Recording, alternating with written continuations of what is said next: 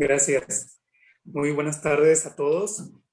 He de confesar que me llamó mucho la atención para cuando nombraron así el cartel. Dice una parada, un año de los conversatorios Mopesbat. Primer conversatorio, sentido. Entonces, a mí me generó un poco de tensión, de ruido, inclusive hasta de extrañeza. eh, si lo que para mí tiene sentido, lo tiene también para Griselda, lo tiene para Armando, Alejandro y todos los que compartimos este conversatorio, ¿no? Y quizás habría que delimitar qué estamos entendiendo por sentido para Fabián y qué sentido tiene para los otros, ¿no? Bueno, a partir de eso intenté darle un orden a aquello que para mí tiene sentido, pero para hablar de aquello que tiene sentido para mí, antes quiero compartir algo que escribí para no perder un poquito de tiempo y como que alinear a lo que quiero compartir con mis hermanos de las diferentes latitudes de América. Dice, recuperación del sentido que nos han hecho los conversatorios. Dice, recuperación de sentido. Bueno, me sigue causando un poco de ruido. Dice, antes de compartir la experiencia, escribí para compartirla, y dice, antes de compartir la experiencia vivida, quisiera antes expresar la razón por la cual inicié participar en los conversatorios que convoca Mopesbat. Al respecto, he de confesar que sigo una página en Facebook que se llama Colectivo UACM, Enrique Dussel. Ahí vi publicarse una convocatoria para participar en el conversatorio. Las palabras clave que estaban ahí pronunciadas eran algo así como búsqueda, sentido, significado, creación de comunidad, etcétera, etcétera. Dice, he de ser honesto, y aquí me está escuchando mi buen amigo Armando y todos los que conforman la comunidad Mopesbat. Dice, solté una sarcástica risa al ver la convocatoria. Dije, para mí, a la gente le gusta perder su tiempo en tonterías. ¿Cómo está eso de buscar sentidos, significados para crear comunidad? Respiré hondo y profundo y me dije, si supieran que el sentido y significado al que hacen referencia ya está dicho en los planes y programas de estudio. Ahí está el objeto, el objetivo, las actividades tanto para el maestro y el alumno, están los criterios de evaluación, inclusive están las referencias bibliográficas. Eh, eh, es decir, la ruta pedagógica que hay que transitar como profesionales de la educación ya está ahí. ¿Cuál búsqueda, cuál sentido, cuál significado? Y volví a reír sarcásticamente. Agregué, yo sé lo que tengo que hacer como profesor, formador de profesores. Ajá. Tengo muy claro el tipo de personas que requiere mi país. Al saberlo, tengo bien controlado las lógicas de trabajo en el aula y los productos de cada semestre. Si yo cumplo con horario, con los rasgos del perfil de egreso, logro que mis estudiantes sepan controlar grupos. Eso pensaba. Hasta ahí el sentido y el significado del ser docente para mí. La disciplina como control del cuerpo es necesaria en tiempos de crisis, me repetía, en tanto leía la convocatoria, ¿no? Eh, Sin embargo, con el paso del tiempo y al participar en los conversatorios me di cuenta que estaba en un grave error. Eh, Hasta se me nubla la voz expresarlo porque es algo que me generó mucho choque, mucha tensión.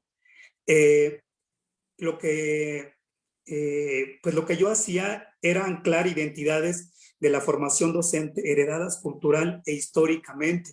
Lo que yo hacía no solo era producir seres humanos acríticos y pasivos frente a una realidad lacerante, sino que asesinaba la creatividad y la palabra de mis estudiantes. Recuerdo cuando me di cuenta, no pude dejar ni parar de llorar del daño que había hecho y hacía sin darme cuenta. Y lo peor de todo es que mis alumnos se acostumbraron a mis lógicas y formas de trabajo. De hecho, ellos aplaudían que ser alumno solo era escuchar, hacer, repetir y reproducir lo aprendido. Y lo peor de todo es que sonreían cuando les ponía un 10 por haber hecho las cosas como yo lo pedía. A partir de esta reflexión, a partir de ese tránsito que comparto como un antes, un presente y un después, a partir de esta reflexión que hago, esta introspección que hace Fabián, posterior a los conversatorios, dice, a partir de esa reflexión, como una especie de mirarme al espejo, logré reflexionar mi lugar en el mundo, pero también el lugar de los otros en mi vida.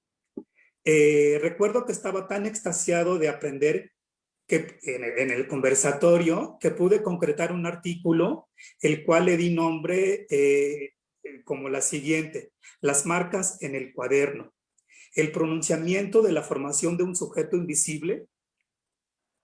Tan grande era el éxtasis que logré que ese artículo fuera publicado y bueno, pues ya vi que ya varios compañeros tuvieron a bien leerla.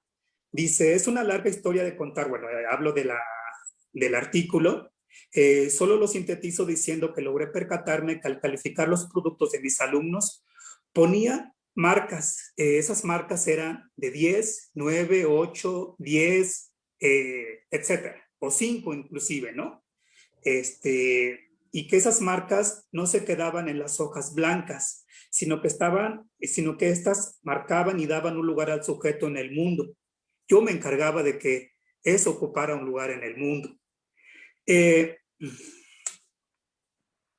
Hoy he de ser honesto y me sigue temblando la voz al compartirla porque sí me laceró mucho. Hoy sé que esa revelación entre el sujeto, yo y mis estudiantes se llama subalternidad, es decir, la subordinación y la codependencia para la configuración de un tipo de sujeto.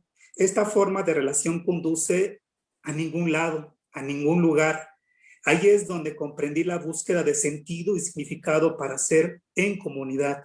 Una de las revelaciones que llegó a mi vida, el cual abrazo con fuerza, es que todos los seres humanos somos un propósito donde se comparte la palabra, la voz y las dolencias para encontrarnos. Y honestamente estoy en ese proceso de alumbramiento, de volver a la vida, a través de la mano y la voz de mis hermanos que fueron cegados por el pensamiento eurocéntrico, tal como lo compartía el hermano de Brasil, de Pachamá, y que fueron cegados por el pensamiento eurocéntrico y el cual nos incorporó un corpus teórico y práctico incuestionable. Hoy quiero ser con el otro para ser un nosotros, pero para ser nosotros,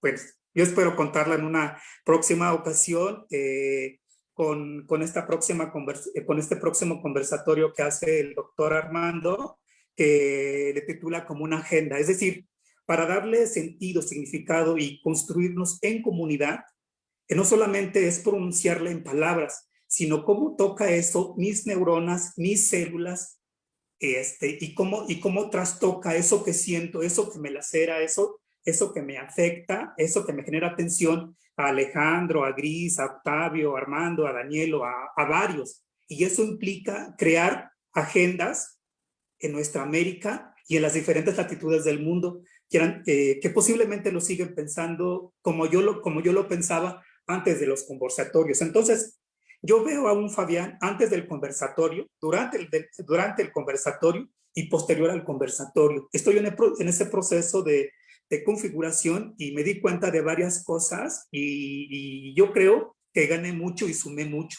porque el darme cuenta, eso implica a detenerme, a deslizar el lápiz, a cuando yo tenga, cuando tenga que resignificar los planes y programas de estudio cuando estoy frente a ellos y elevar voz cuando estoy con mis alumnos en la escuela normal, en este caso de Catepec. Y pues sí me siento muy afectado, pero también muy complacido porque me quité al menos una venda de las tantas vendas que todavía habito y me cohabitan y bueno, no culpo a los otros, ¿no? Porque soy parte de una historia de la cual aprendí a ser, pero aquí continúo. Muchas gracias, doctor Armando, y a todos los hermanos de América.